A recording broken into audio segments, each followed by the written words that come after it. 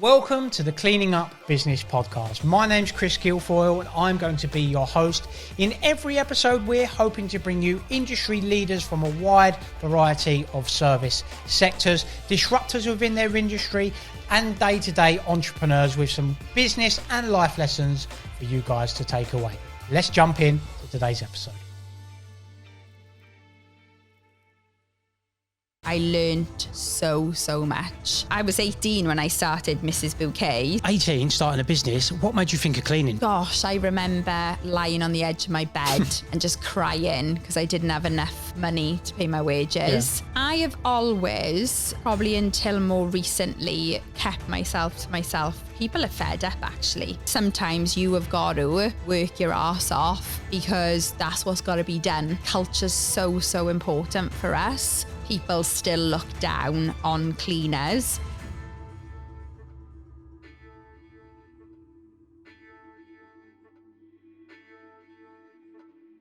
Welcome back to another episode of the Cleaning Up Business Podcast. As you can see by the bright and colourful background, we are not in our usual dark, dingy studio.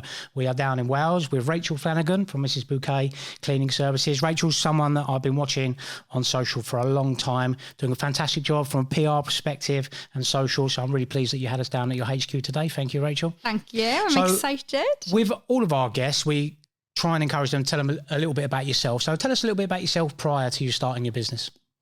Prior to tell us a little bit. Blinking heck. Well, you were so young. Yeah, so that I can't even remember. Life before kids. I was 18 when I started Mrs Buckét. Yeah. So life before that was school. Yeah. College, going out with my mates, having a good time, and probably a little bit of bunking off as well. We've all been there. And just, enjoying sort of socialising, sport, and just the normal sort of teenage years as well. Was you academic? I wasn't academic. No. That seems to be a recurring theme in the industry, to be honest. Most people that go into it didn't really enjoy school or, found themselves at a bit of a loose end. Yeah. So you didn't enjoy school at all? I did enjoy school, but more for probably like the other sort socialising. Socialising, making friends, and just kind of, I suppose that, away time and stuff. So yeah, I did enjoy school, but I wasn't academic, but give me something that I'm passionate about, if I'm honest, like that's where I get really focused. Yep. So, I'm much more interested now in obviously learning about business, leadership, sales, marketing, and I've gone on my own learning journey around that. So was you entrepreneur minded at a relatively young age? Because starting a business at 18, I think I was 25 when I started mine. And to be honest with you, 18, like you alluded to, I was more interested in going out with my friends. So tell us a little bit about how that idea started and sort of how it come to fruition. Yeah. So as my parents would say, I was one of those kids. Okay. Like they not necessarily like they didn't know what to do with me, but it was more of, I would have like my first proper memory was when I was about 11, 12. I kicked my dad out of his home office because he ran a catering company. Okay.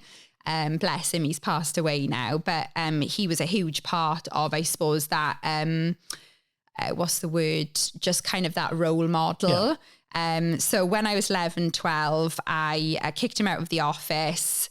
I made a sign to put up on our street corner with my sweet shop, and he gave me a real till, like the real tills, where you have to punch and then it, like the receipt comes out of the top. That for me was such like a moment probably when I was young, because I had to go to Macro, which is like a big warehouse, to go and buy the sweet. He lent me money, but then I had to pay him back with interest, with the profit. 20% back. It was always 20%.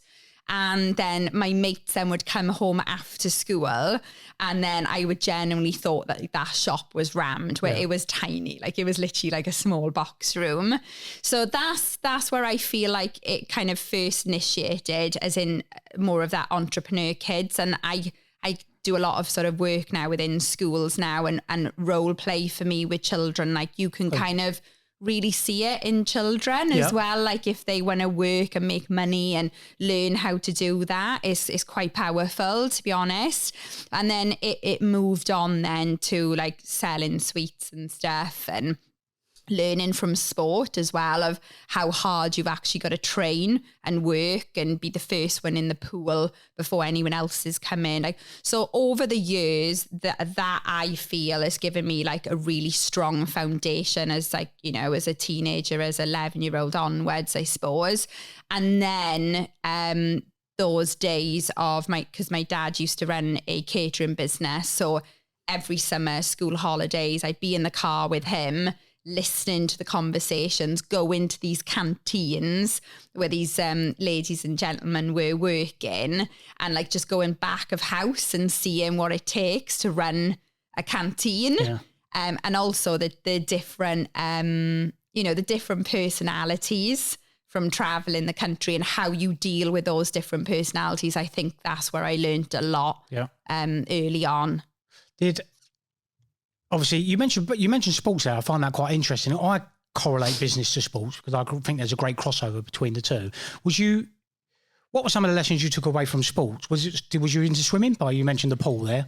Yeah, so swimming. I enjoyed swimming, and I think it gives you so for swimming for me, though, is actually quite, for me personally, like when I look back now, it was probably quite a lonely sport. Yeah. Because you're in your head a lot and you're on your own. No teammates. Yeah. So, you know, when you open it up then into like squads and stuff like that, that's where you learn then about being part of teams and things.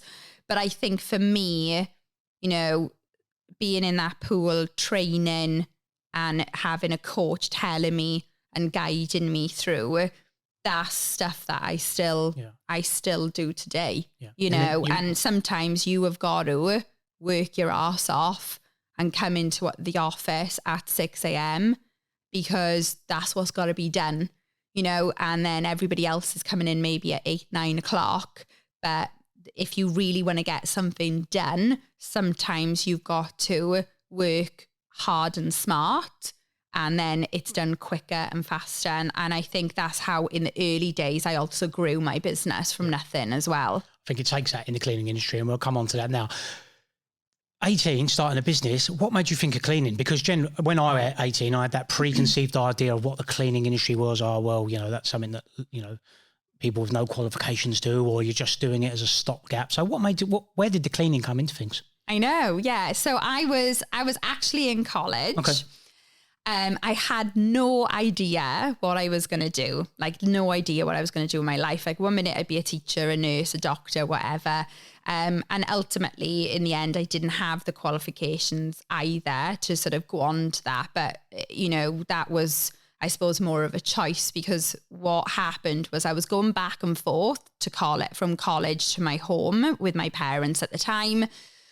My mum's cleaner was letting her down, leaving early. And I just saw that as an opportunity, to be honest. So she was getting paid for, say, 4 hours a week of time. And I thought I could do a better job myself. And I actually wanted that money for me because I was 17 at the time. And that's what I actually started doing. So I started to clean for my parents. And I suppose I would have a bit of pocket money, isn't it? But I absolutely loved it. I loved the difference that it made to my parents, especially my mum. And I also just really enjoyed cleaning because it's physical, isn't it? It's a physical task, and you get to see the result at the end. And then even more importantly, you know, your customer, which was my mum, would come through the door really happy, and I would feel all of that. And that made me realise there must be more of my mums and parents out there. Yeah. So that was in a domestic setting? It was all domestic back then, and your business started in that same setting, a domestic? Yeah, it was only domestic. Yeah. Tough industry to be in, right, the domestic field, because I always akin it to when you're dealing with someone domestically, they're not spending someone else's money, they're spending their own, and you're in their personal environment. Did you find it quite difficult? Because one person's expectations of clean. That happens in the commercial field, but you can negate that with specifications, etc. The domestic market, it's open to interpretation, right? How did you deal with that? How did you find that? Was it tough? To be honest, I didn't know any different because they were my foundational years in the business. And actually, I think I learned so much in domestic cleaning because if you can get that right, you can get commercial right. And I really sort of, took it. I really drove standards, like, 5-star sort of standards. It did get harder, of course, as I started to employ people, and I did face lots of challenges. But those earlier on years in domestic cleaning, making beds, sorting kitchens out, doing the bathrooms, and all the detail that you have to do to achieve like a really great result. Like when you go into like a top 5-star hotel, isn't it? They were great opportunities for me to learn. And also when things go wrong, it's emotive, isn't it? Because like you said, it's their money. You're in their home, in their personal belongings. You get to see everything. But also at the same time, you get to build really strong relationships with them as well. The domestic scenario, I think that's just a lot of trust there, isn't it? You've got to have a lot of trust with lots of different people, lots of different personalities, as you alluded to. Did you find it easy to manage different personalities in those scenarios, or did you just learn as you went along? As in the customers? Yeah. I mean, we actually sold the domestic side of the business. It was 8 years ago now. Okay. So that's probably where our commercial journey really started as well. But we had over 300 properties a week that we were cleaning. And it was an absolute beast, to be honest, I think most cleaning companies generally 9 times out of 10 start in that domestic field and then slowly migrate over to commercial. We did the same, and it was just as quick as I come from a commercial background myself, so as quick as I could get away from it, I did. So we never managed to scale that side of things, but 300 properties is a lot. You sold it in the end. Is that because your commercial side started to grow? Or? Yeah. It was like running 2 different companies, and I was wearing multiple hats. It was really challenging.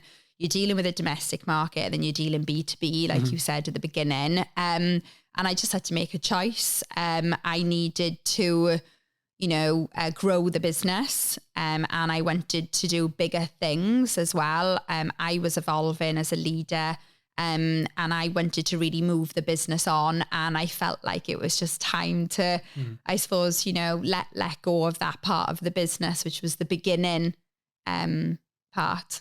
So you're in the domestic field. Had you started to work with some commercial clients? Because there's a natural crossover between the two. Yeah. You might work with someone's home and they go, you can do my office. Tell us a little bit of that journey. How did you start to get in the commercial field? It was exactly literally that. It was exactly that. So I was 21 and I won the UK Young Entrepreneur Award. And it gave me a opportunity really that I'd never known about before, which was PR and how powerful PR was. So we were like on TV and all sorts overnight. And it was a big defining moment really, because at the time I never really knew that commercial existed. Okay. And it was not part of my world. And then we were having more opportunities come in. And it was from, people's directors' homes. Will you come and clean my office? And it opened up opportunities then to really see, well, actually, I could win one client here instead of 10 domestic clients. I got to deal with one person and no dogs, cats, and all that sort of stuff that you've got to do. Yeah. And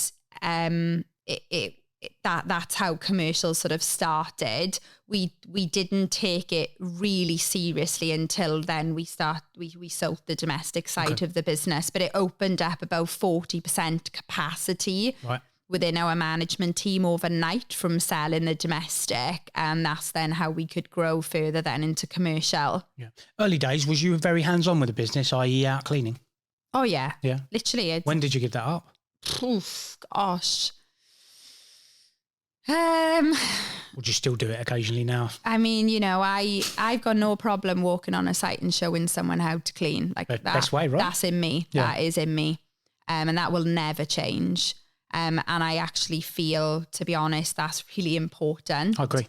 And, you know, hopefully that's how I've gained respect out of my workforce, because I have physically been there and done it. And at the same time, I am always thinking about, is that the best way for them? Is that the easiest, most efficient way for them to do that? Is there an easier way that I can help them? Yep. But yeah, I started cleaning.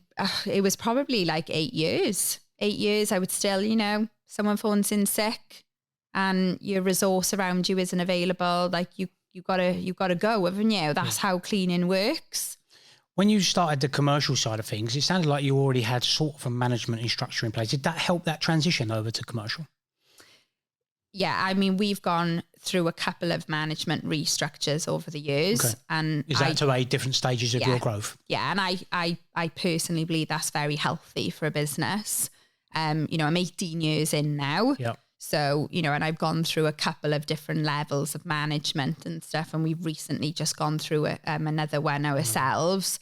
And I know it sounds a bit crazy, but I can feel now when it's coming as well. Oh, okay. I just know, you know, when we're up leveling and we need to make some change, or, you know, sort of like this year now, we've brought in a senior management team and an exec team in the business.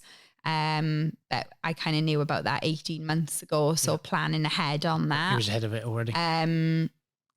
So you go through different, I suppose, management teams depending on the growth of the business. We had another previous podcast guest, Avon Ribeiro, who's an MBE. He said the same. The people that you start with are not necessarily going to be the people that you finish with. And there'll be times in that journey that you've got to chop and change. Yeah.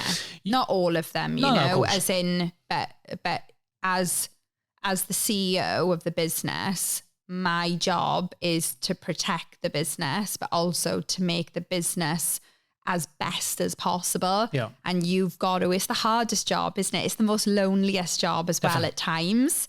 And I've got to make those decisions, you know, with obviously the right support structure around me. And they're not always the easiest decisions as well. Yeah. No, that can be tough ones, can't they? So was your domestic business Mrs Buckét? Yes. It was. Yeah. So you carried that name Mrs Buckét, yeah. So you've gone into the commercial field and to today, you've experienced fantastic growth. You've got a fantastic office here, a big team outside. What was that journey like? Try and tell us a little bit about that. Was there different stages for your growth that you really struggled with, or did that happen quite consistently over the period? Tell us a little bit about the growth of the business. For the commercial side. Yeah. So earlier on, when we went into the commercial industry, it was more about probably like small offices. One day a week, a couple of hours, or bigger, like daily cleans, couple of hours. Then I would recruit somebody, go up in the evening and train them, work alongside them, and then obviously do the day job then on top. And that's how I would, I suppose, model the leadership side of the business as well, and the training. But then I saw that there was an opportunity to go into manufacturing and other areas, and I needed to learn about that industry. So I got myself a mentor. I've always done that. Okay. I've always sort of put myself around people or got people. If I need to solve a problem and I don't know it myself, and I think that's probably, you know, from back in the day when I was younger, I would always have to ask the question, how do I do that? And I would want to go to the right people around me to ask that question, who are doing it themselves. Yeah. Like that's so key. And then we started to get into the manufacturing space. And then we, I suppose, naturally started learning about machinery and all sorts.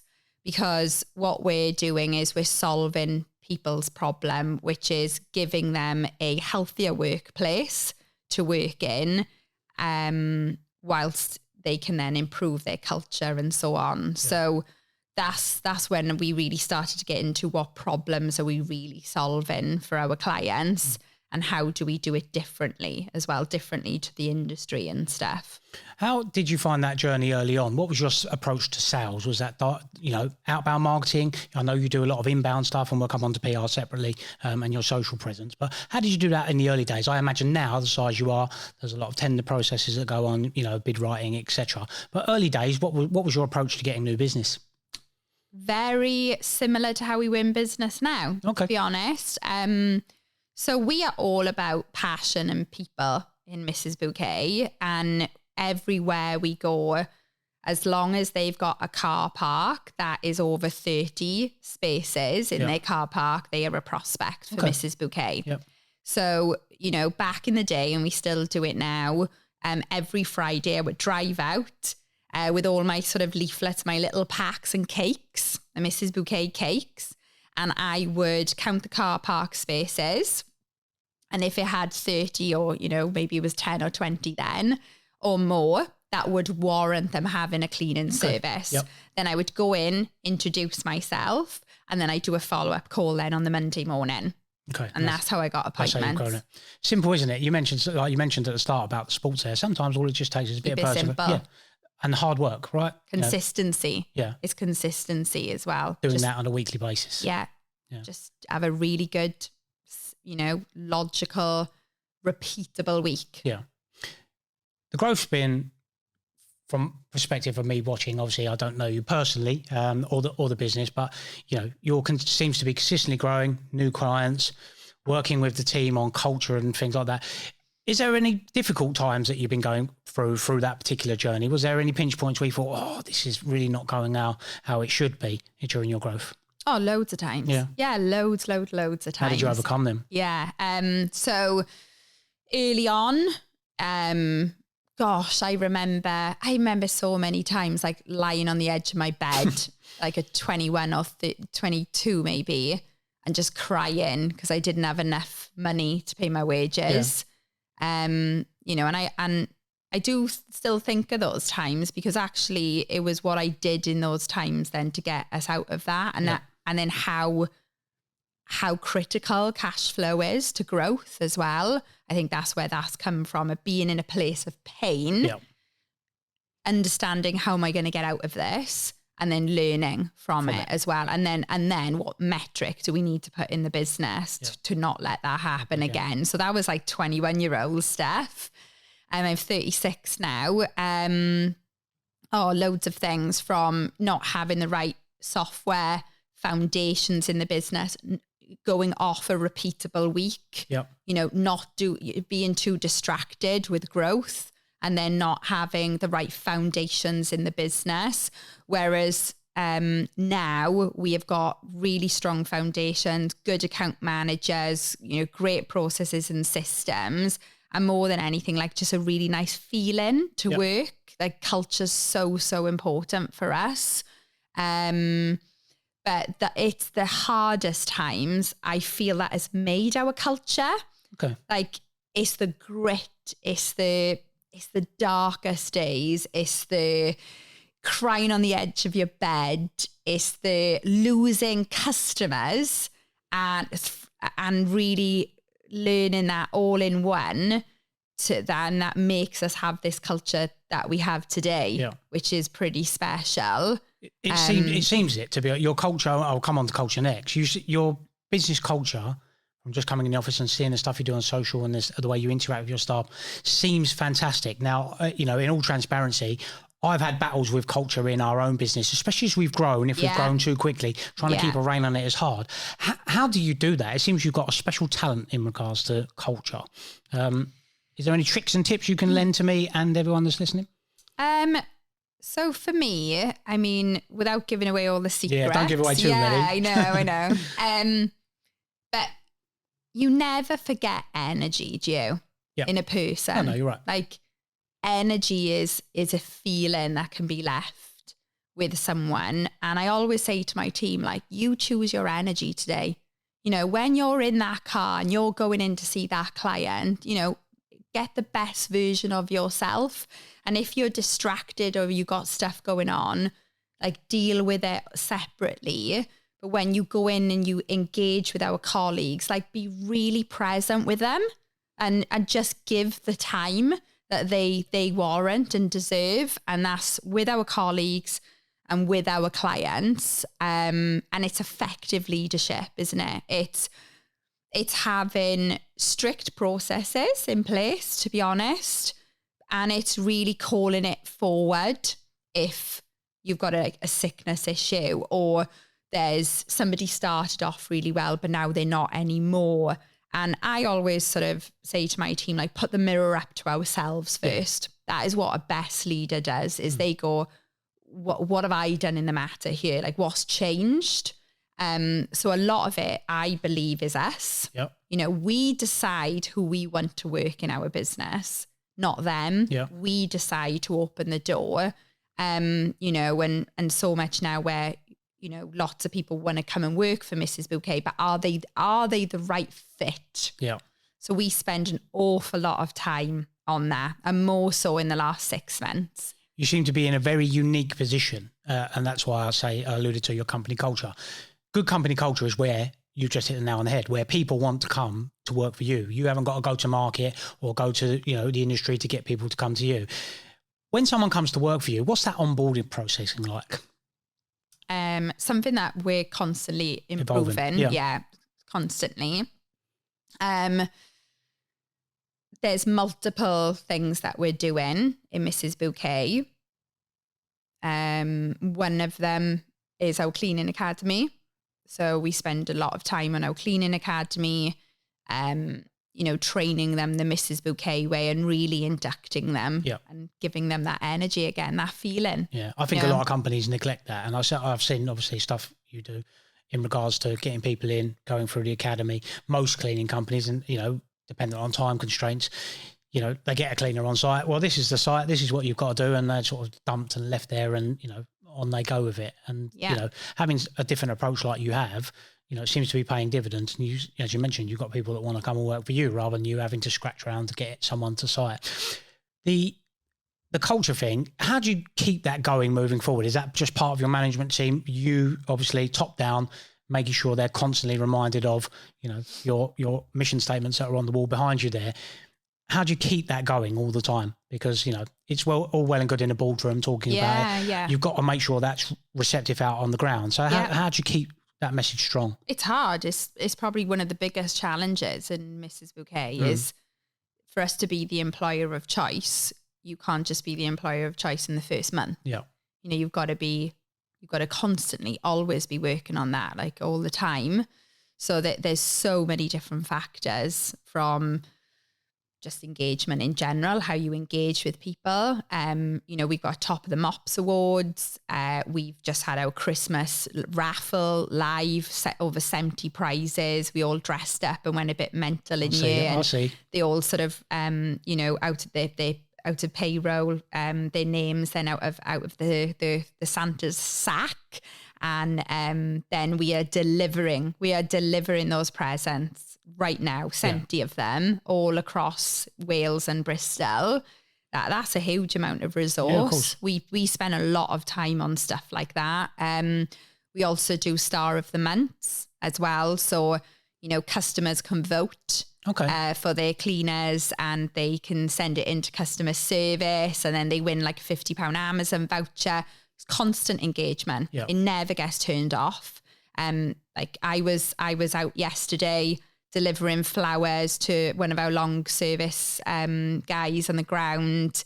And you know, it's just all the time, thinking of that. Yeah. And always, you're constantly tweaking as well, because you're always reviewing data to go, where are we losing people? Why are we losing people? What did they say that we can learn? And that's through data, isn't it, as well?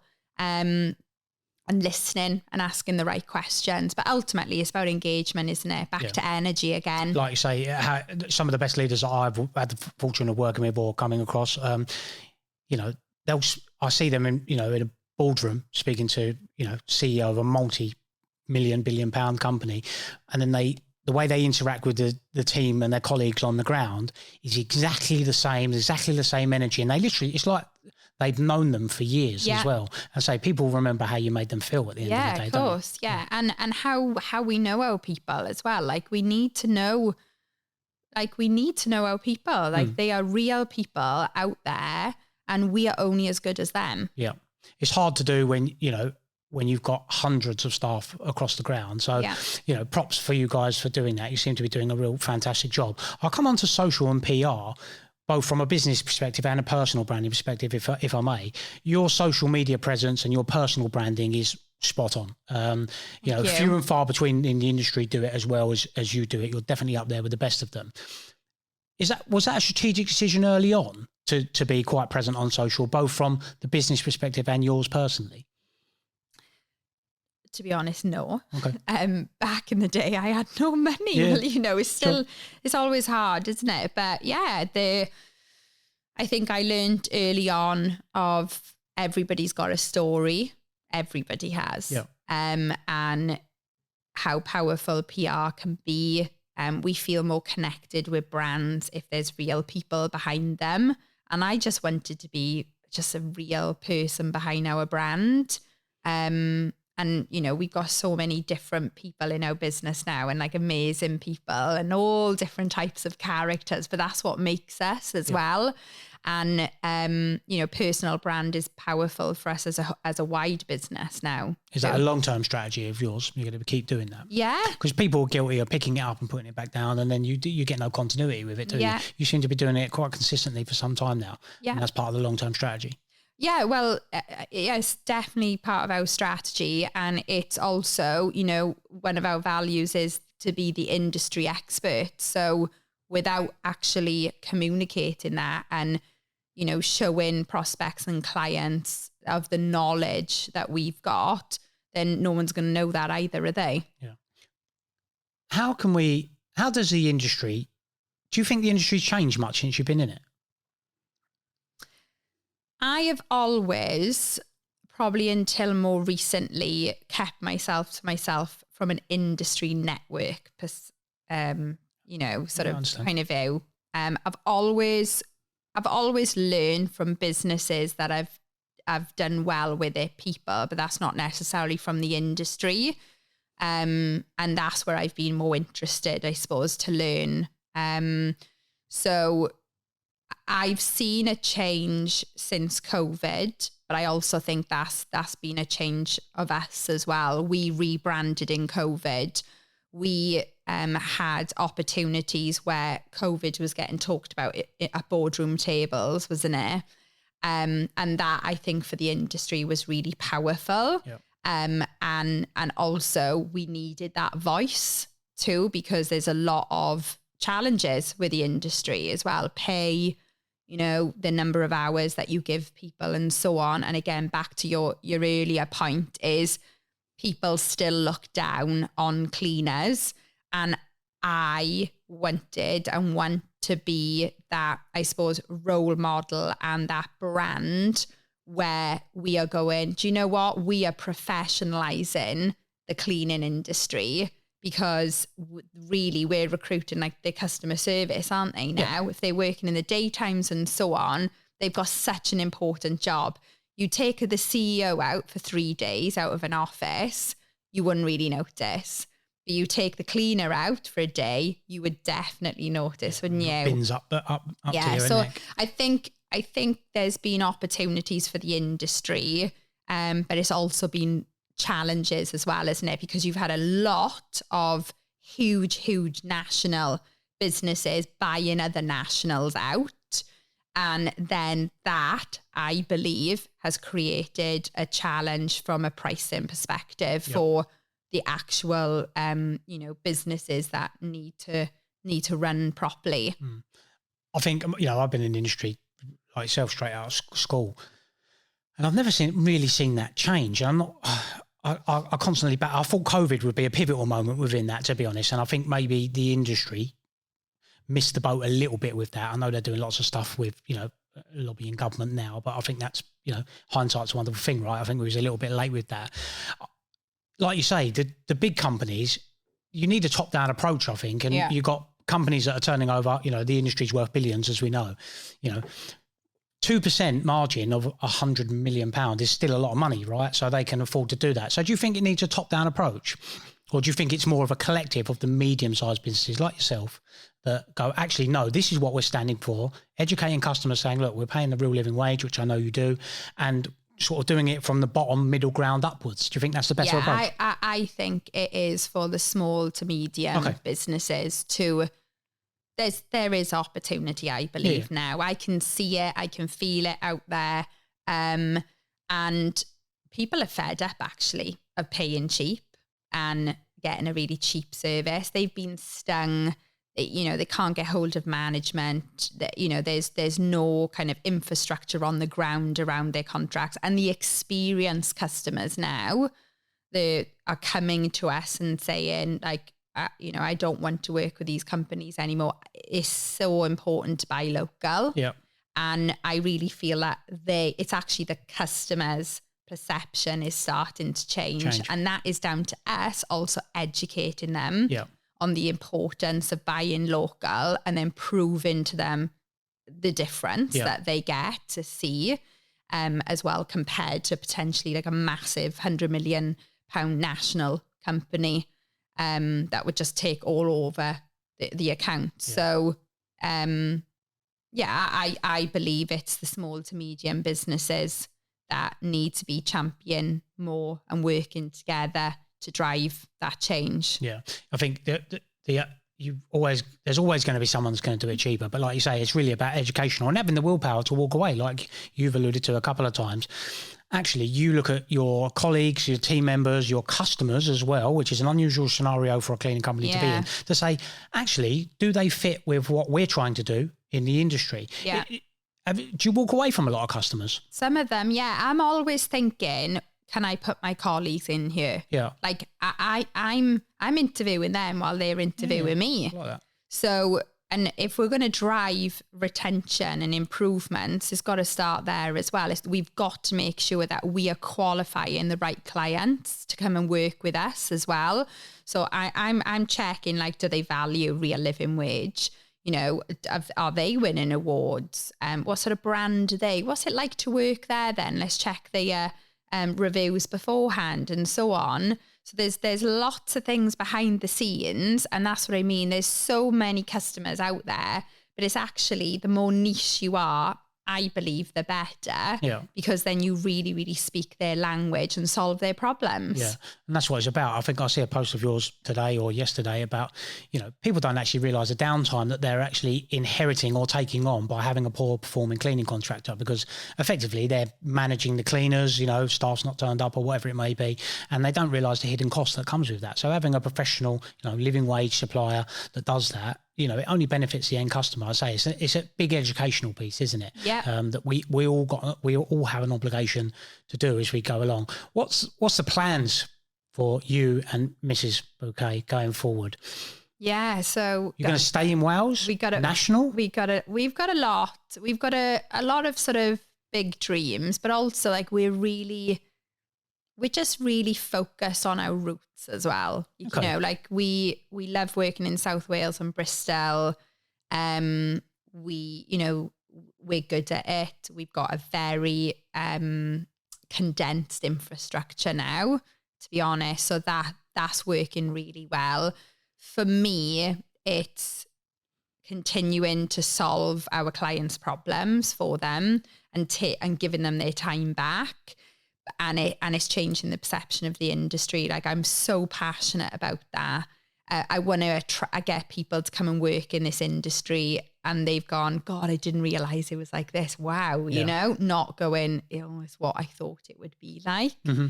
And it's down to us to make that change as well. The future is growing in the right way.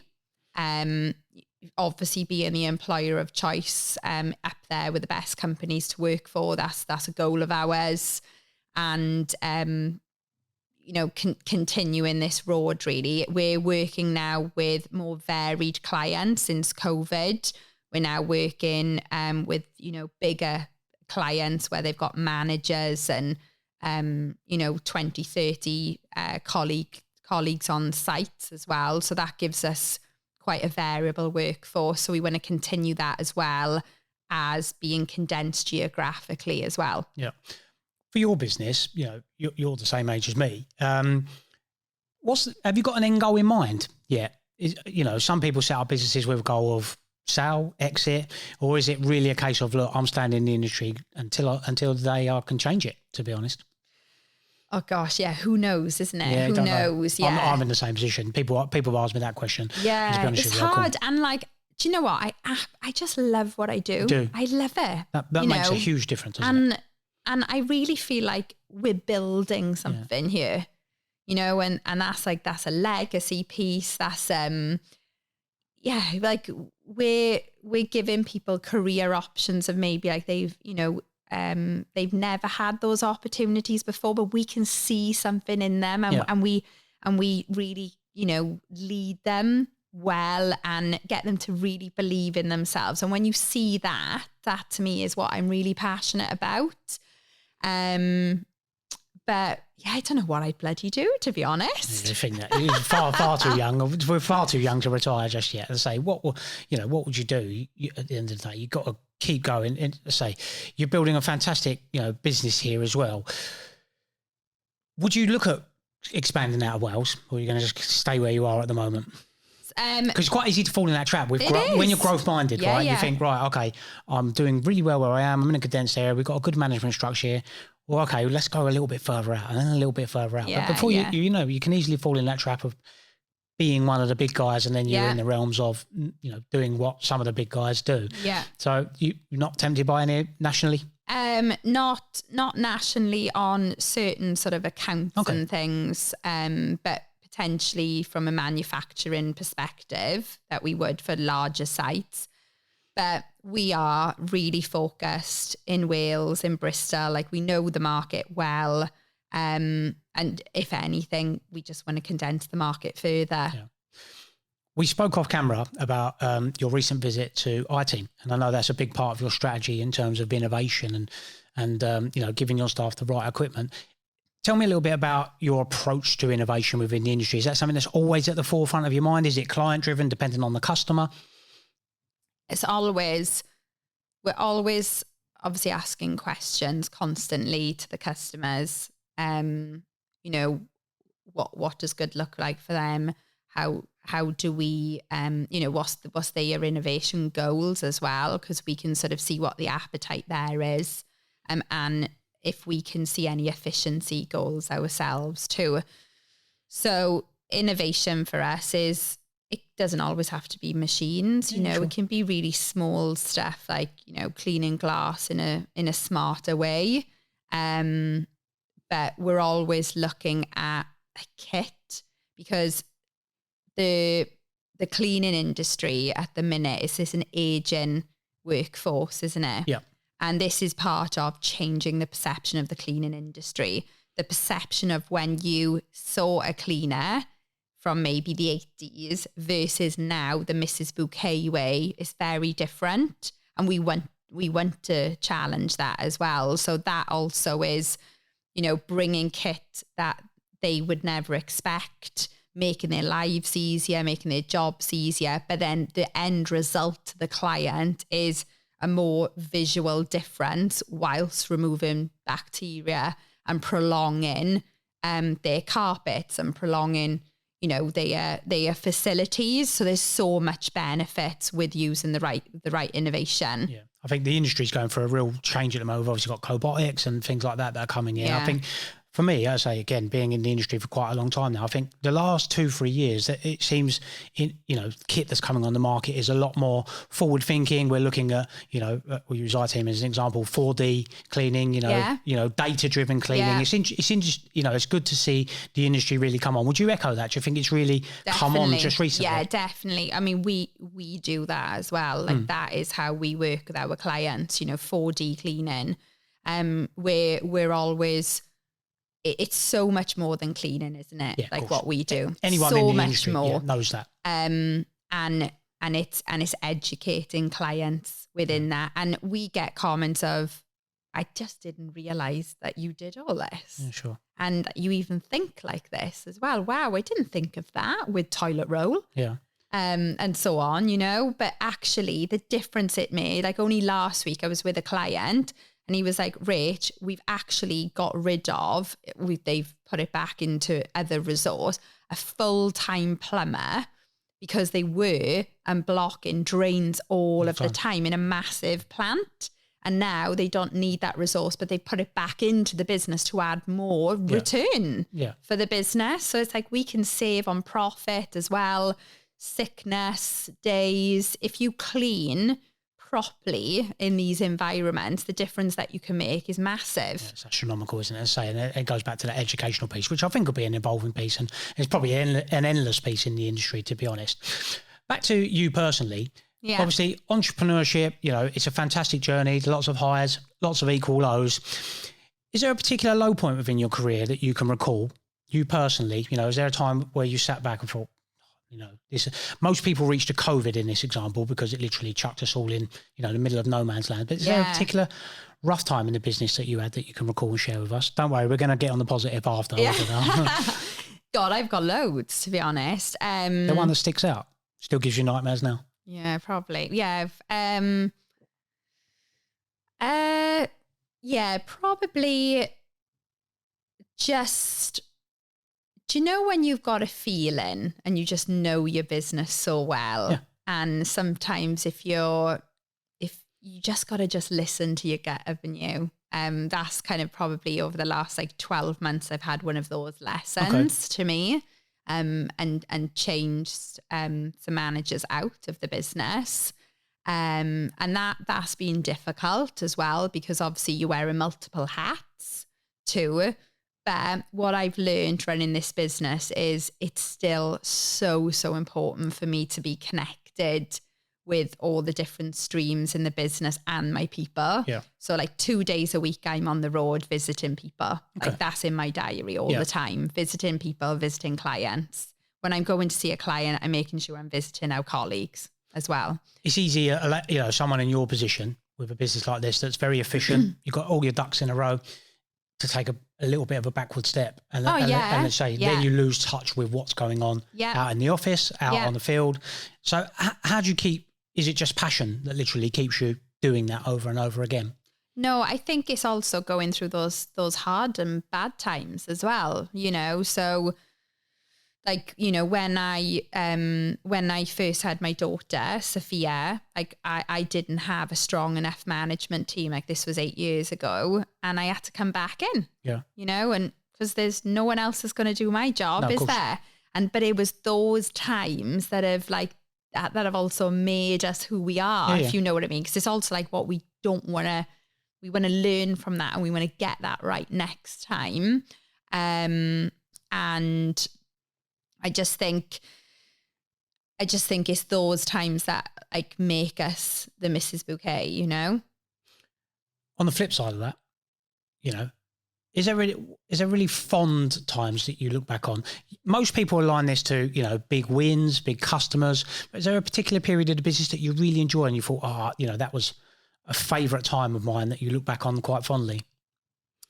Yeah, a lot. Yeah. So to me, it's the little things. It's the tiny, tiny little things that you hear in the office or out and about. And like there was one the other day and they were like, oh, I've never done this before. This is amazing, isn't it? You know, or I just never felt like this in another company. And sometimes I probably take that, you know, that's because I've never worked properly for anyone else because I've been doing this. To me, this is my world. And I forget sometimes that actually people in our business used to go and work for other people. And I think for me, it's those little comments of, and the vulnerability that we share. I've, you know, had lots of comments around that of we are a very open team where we talk about challenges and we get it on the table, and you know, a problem shared is problem halved. You know, we're not scared to talk about, actually, I'm dealing with a challenge, a risk, we call them a risk site. I'm dealing with a risk site at the minute and I need help. Yeah. For me, I'd rather somebody shout much earlier on, and the data obviously should show that as well. But sometimes, you know, everyone needs to help each other to So it's those little comments, to be honest. And the comments when I go out and I see our cleaning colleagues, and just like, you know, like I said, I did it the other day and I surprised one of the guys like with some flowers, and like they were nearly crying. Oh, really? And they couldn't believe it. And I was just, it's small stuff though, isn't it? But actually it's massive. Yeah. It's massive. It's back to that feeling again. You give, you know, that energy. You mentioned, it's interesting there that you mentioned, you know, your fondest memories are of your team, and that's, at the end of the day, business journey, it's not, you know, it's not a destination. It's basically the journey, isn't it? Yeah. You know, we get focused on, you know, revenue goals and targets and sales growth, etc. But it's actually about enjoying your time on the way with the people that you've got. Yeah. You seem to have a really good team here. What makes a good team, management team perspective? I'm talking about here. What do you look for in that structure? Yeah, good question. What Or makes... is it just a gut feeling that you, over the many years you've been in business, that you've just, you know, refined over time? And you mentioned it a couple of times there. You know where actually we need a little bit of a change here. Yeah. Is it just a gut feeling you have, or is there an approach that you take to, you know, getting people on, especially management, on board? There is an approach. For me, it's having people around us that are open. They've got a growth mindset. They know like the opportunities, I suppose, of what they are. So they're self-aware. They are always thinking about potential solutions. You know, they've got good energy. That they're good listeners as well, and good people managers. Like, there's so much to it, isn't it? But ultimately, it's, you know, it's a varied group of people with a clear goal, with an effective leadership team to make that happen. Yeah. But without having those right people, as in the fit of Mrs Buckét, we won't get to our goal. So we do take it really seriously. I mean, there's quite a few hoops of how to work for Mrs Buckét as well, but we do it in different ways as well, to make sure that we're bringing the right personalities into the company with the right growth mindset, because we want them, you know, we want cleaning colleagues to be really thinking of this is their baby when they're cleaning their sites, isn't it? And not just doing it just because. Like, we want them to feel part of Mrs Buckét, and also the implication is you can lose a client. So it's so important, isn't it? That they are the root cause, is the people to everything.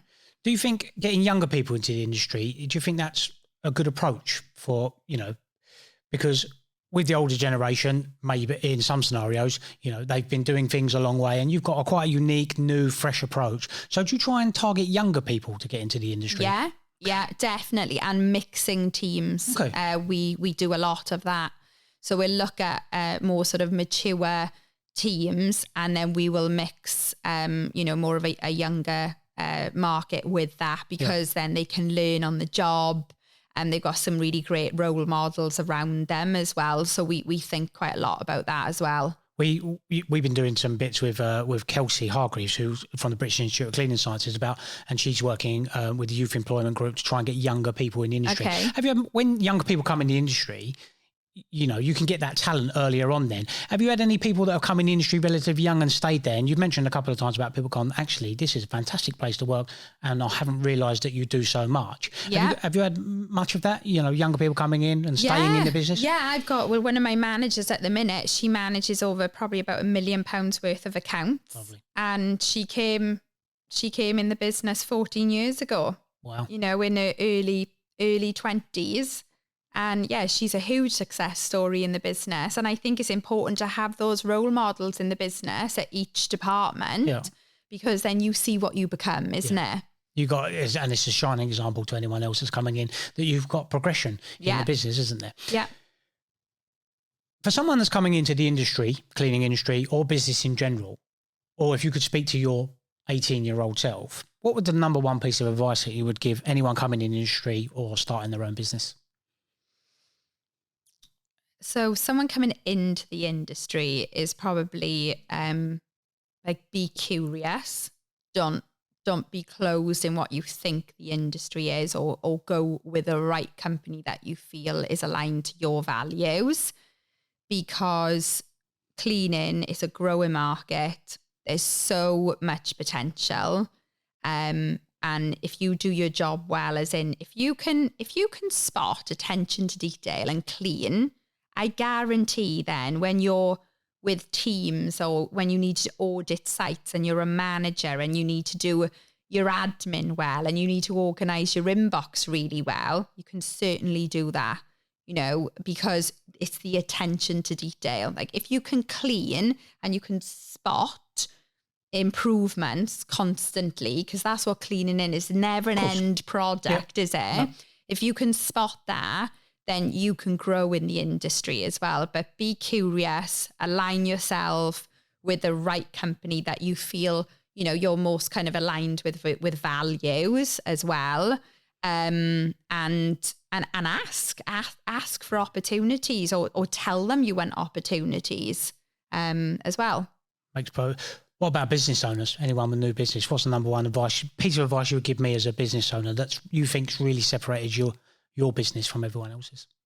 Be really clear on your market. Okay. Like, there's so much people that I see out there at the minute in the industry, and don't get me wrong, I've been there and done it. I've really done it the hard way as well.